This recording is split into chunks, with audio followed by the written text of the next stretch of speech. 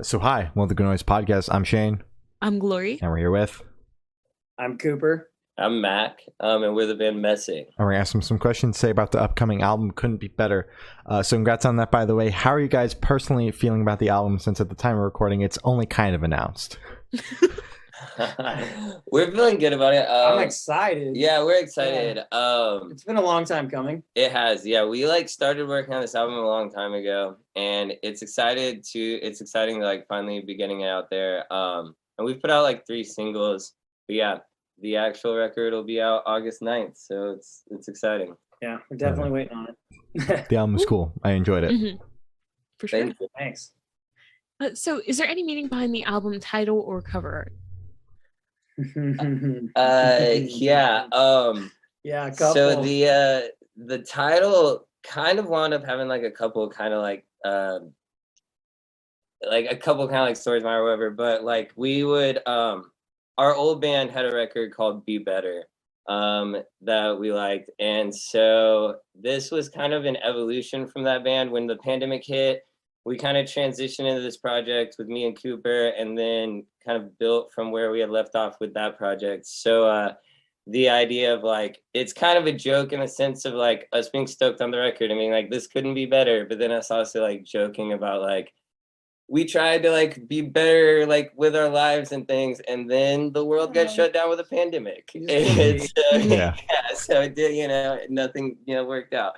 But we're happy that things are back going now. Yeah, for sure. Oh yeah, and the cover art.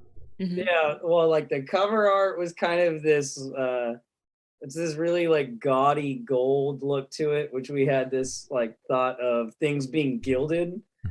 Yeah, man, we do a lot of things that are just make that seem trashy or whatever, but we want to paint everything gold. It's a fun, it's kind of at the heart, a garage rocky kind of record, but then we put a lot of work on the production side into it. Mm-hmm. So it's a very polished piece of trash, which There you is go. what the Yeah. the record cover is gonna be. It's just all this gold plated trash essentially. So we thought that was a funny idea for the Oh yeah. All right. So can you guys tell us a little bit about your writing process for this album? Most of the songs on the record were kind of I would write stuff on an acoustic guitar or a keyboard or something, and then we would come here to Cooper's house, and Cooper is a much better at engineering and things, so we would record demos here with him and kind of build the songs out. And then we went in with TJ Elias, our producer and engineer, and at Big Trouble in Atlanta, and we went there and recorded, and then there we were really able to flesh out the songs a lot more and get a little more direction in, and yeah, that's pretty much how it was. Yeah, we brought a lot of the songs would start with the very beginnings of a song, and we'd come into my little home studio and just work on them from there. And then once we thought we built it out enough, we'd send it over to TJ, and he'd work with us and really flesh it out. Especially once we got into the studio, he did a lot more work to flesh out what we had originally done. But yeah, we got in the studio and just wrote songs basically. So does your producer kind of play a part in your writing process? Are you guys sending fully fleshed out songs to him, or are there parts missing and he kind of helps you guys with that? With this last record, this last record, it was good because he was definitely able to, especially with the synths and auxiliary instrumentation, he was really good with that. We usually go in with having the basis of the instruments, drums, vocals, guitars, bass, all kind of written in together, and then sometimes we make changes, but for the most part we have that. And then now, as we've kind of built the band out and moving forward, we have a new awesome keyboardist, Laura, who's great, and more kind of members where we can build out some of that production on our own before going to him. But with this record, he was super instrumental in that. Well, yeah, it was just Mac and me writing it for a portion of time. So there'd be obviously instruments that we don't play or something, right? So there'd be there's going to be some of that stuff where we needed obviously some help on because we don't actually do those things as much as we want to or try to. So yeah, and TJ was able to facilitate a lot of that stuff and help us, especially on this record. So for sure, happy to hear that. So what song off this album took the longest to write, and which one is both of your own personal favorites? Ooh, the longest to write. Mm-hmm. That's a good question. Thank you. I think probably Be Fine, because it just went through the most like it was one of the earliest. It was I think that was the first song on the record that I wrote. I wrote that before Cooper. Yeah, I mean that was years ago. Yeah, several years ago. So that might be the long. Yeah, and that then probably it wasn't finished until we were in the studio. So I would say that one probably had the most changes over the longest period of time. Yeah, I don't know what's your favorite. Well, that's favorite. Wow. My favorite is probably Be Safe. My favorite is Be Safe. The last song on the record. The last song on the record, we got some interesting things done that we've never been able to do. I wanted to write like an Irish bar song, and but I wanted to smash it in the middle of like an emo song, So it like starts off as like an emo song and ends as an emo song, but in the middle it's just like this like Irish drinking song, and I wanted I wanted accordion, like we had to have accordion, so we got a bunch of accordions in the mandolin, studio, accordion, and we banjo. were trying to play. We wound up we tried to do the accordions ourselves. We wound up having to hire out, get somebody else to we tried so hard, but we got like accordions, get somebody playing like a B3, and we had mandolins and banjos, and like it was so much fun. And that's my favorite. That's probably my favorite too, just because it was like that was about as crazy of a production as we could have done for a band that was starting out as like two guys in a bedroom. Yeah, it was a lot. It was fun. That's super cool. So how'd the track list for the album come about? Did you guys write the opener be the opener, closer be a closer? Did you shuffle around, see what fits? What was that process like?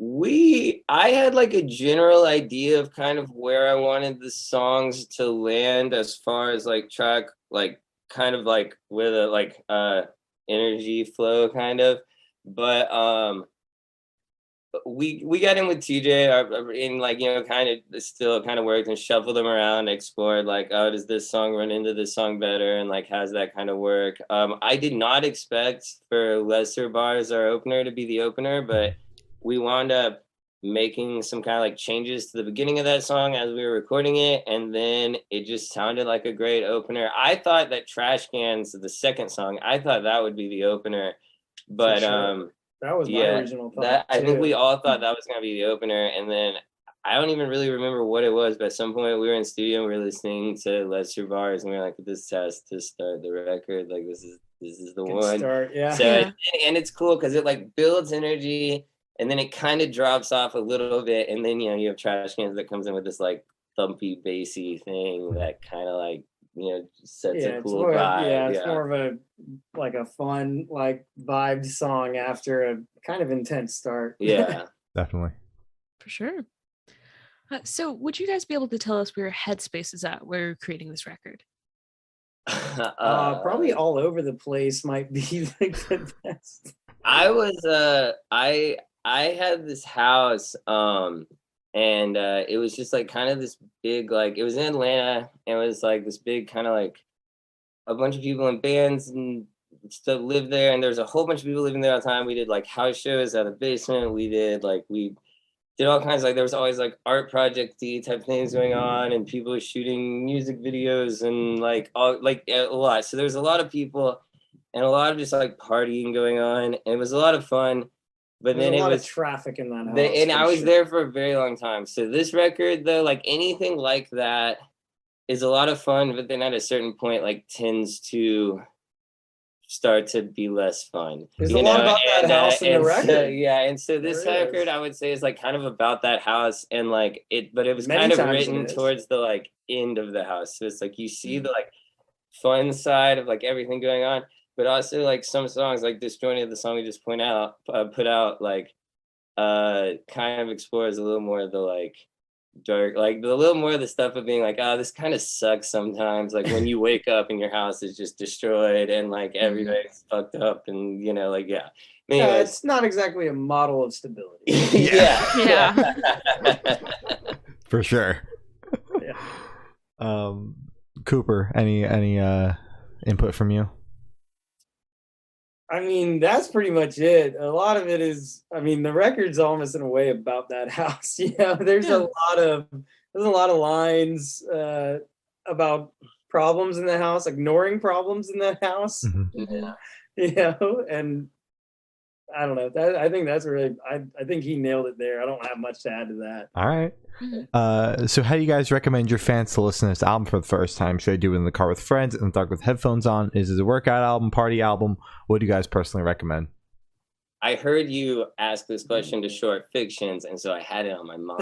Ooh, okay. Of course. All right. So I think definitely like with friends, it's definitely not like an introspective, like go in your bedroom and listen to it in the dark with headphones on record. Like it's supposed to be a fun record. Like, so I would say definitely like after you've had a couple shots, like, like when you're having a good time, turn it on and party. Yeah. Okay. Party album.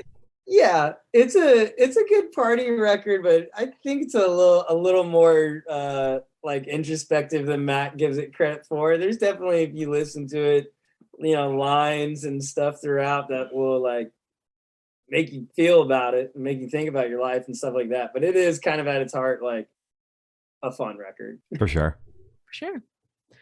So this one should be super, super quick. Off the top of your heads, I want you guys to describe this album for new listeners in 3 words. 3 words each, no more, no less. You want to go first? No. I'm going to say, I'm going to go with the album title. Couldn't Be Better. Nope. Oh, fuck. All right. Well, then I'm going to take Could Be Worse. Okay. Yeah. There you go. Sure. Perfect. I'm gonna say definitely not boring. There you go. That's good. Perfect. Good job, guys. Killed it.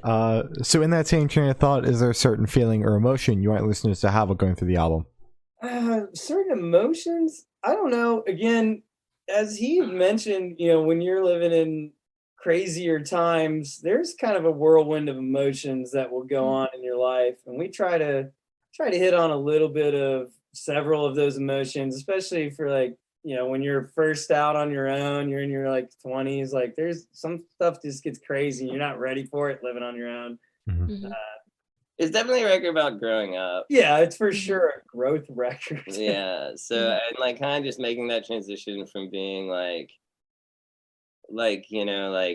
totally like young, experiencing life for the first time and completely out of control to like trying to have some level of stability but not lose that like youthful energy. So I don't know, that's not an emotion to listen to. I mean, that's a feeling, I guess. That was the question, like a certain feeling, and you hit the nail on the head. A specific feeling. Sure. Yeah. Good job. Perfect. So what is your favorite memory that you made while creating this album? We we went into the studio. We went in. I had like wanted to record the studio for like so long.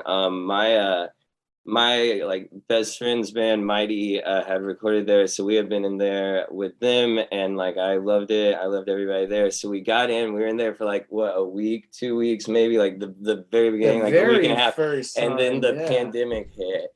So then they shut the studio down. So we took a bunch of the gear from the studio, like packed it all up, and we went to TJ's townhouse and we like built out a studio there. And I lived there for like a month, and Cooper lived there mostly. Basically, whenever, I would just come and go from work whenever I could, but it was we just got in for the most part. We had like a couple other like people who were working on the album. Our friend Josh, who is in a project called Mallbangs, that's really cool, and then like a couple other people that came in and like stayed with us. And then we just like held up there. We would go to the grocery store like once a week and just buy a ton of stuff. And then just like like just like Just be old in, making marathon, music. make Yeah. music. Yeah. I was kind of disappointed that like we weren't in the actual studio because I had wanted to record there for so long, and I felt, but like at the same time, it Yeah. was like a really special like other thing that we got to do, and I feel like we kind of like made some cool stuff from that. Oh yeah, and you'll never get an experience like that again. At least, hopefully not. Well, yeah, right? Yeah. Yeah. And like I was just excited through it because we did spend like the first like I don't know 2 or 3 days in the studio, and then it promptly hit. Mhm. So it was like we got like a brief taste of like It was the like a studio. week, but yeah. Well, maybe a week, but it was like Yeah. we got this taste of something that we're expecting to be a lot, and then it was like, oh, Never here's mind. here's the audible. Here's a new thing that we're gonna do. Mhm. Yeah. It was I mean, it was cool just to like. It was just cool to go with the flow of that. It was Yeah. exciting to be in that time where everything was that uncertain. There was a bit of nervous excitement to it. Definitely. So picture this: you're on tour at a gas station for a rest stop. What was your snack of choice? Beef jerky. I heard you ask Short Fictions this one too, and I thought about it. Definitely beef jerky. Nice. Are you black pepper or teriyaki? Teriyaki for There sure. you go. Yep. All right. Definitely teriyaki. Whatever is going to be like hot beef jerky, I'm going to go there too. Beef jerky, it's hard to argue against that. But more importantly, the beverage, Body Armor Super Drink. Hell yeah. We only drink Body Armor Super Drink. Isn't body armor like a I don't know a body wash? No, it's a drink. It's a drink. Yeah. It's Okay. like It's it's supposed to be a sports drink. It's like coconut milk based, I think. I don't know. Oh. I love it. That sounds refreshing. That's good. That's good. Nice. Right. So, on the topic of food, if the band was a dish, what dish would the band be and why? What you think? Right now, it's some kind of casserole. We've got a lot of different. The way that we've added new band members into our band with Anna and Laura, and we're playing with this guitarist named Keenan, and they're phenomenal. But they're all very different people. Yeah, And, I mean, we caught a lot of great people right now. Where I don't know, if you like casserole, it's great. You add a bunch of different things into a dish, and hopefully it turns out good. I like it. Yeah. Oh yeah. All right. So for the last couple of questions, we're going to shift completely away from music and go straight to death row. Boom. So if you're on death row, what would your last meal be with a drink? Last meal would be.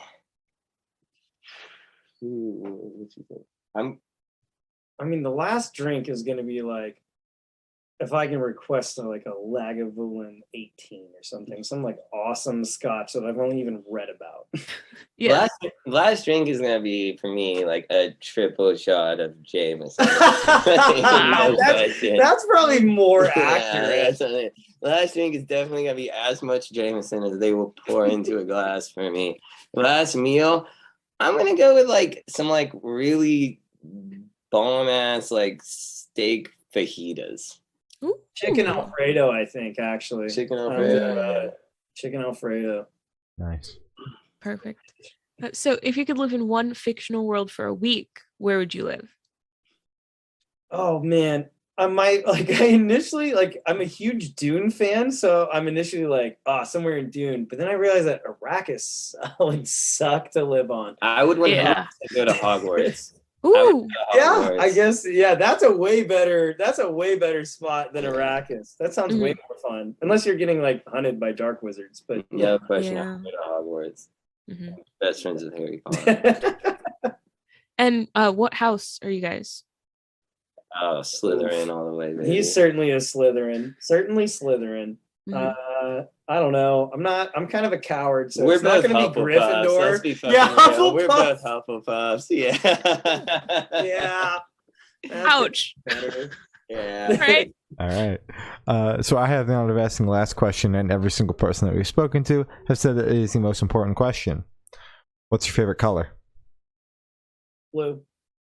I like a nice shale, like a gray blue situation. I'm Oh, really into never it. heard of shale. That's Shale, cool. I'm really into it these days. It's That like was a. specific. I really like it though. It's a good specific color. I I appreciate feel like I the didn't go specificity. specific enough with blue. No, Like, I'm God, really there's so into many shale. shades of blue. Well, can you pick a shade? What's your favorite shade of blue? Shale. Sky. Ooh, see, there you go. There you go. Perfect. Nice. So as I said, that's all the questions we have today. Is there anything that you guys would like to plug?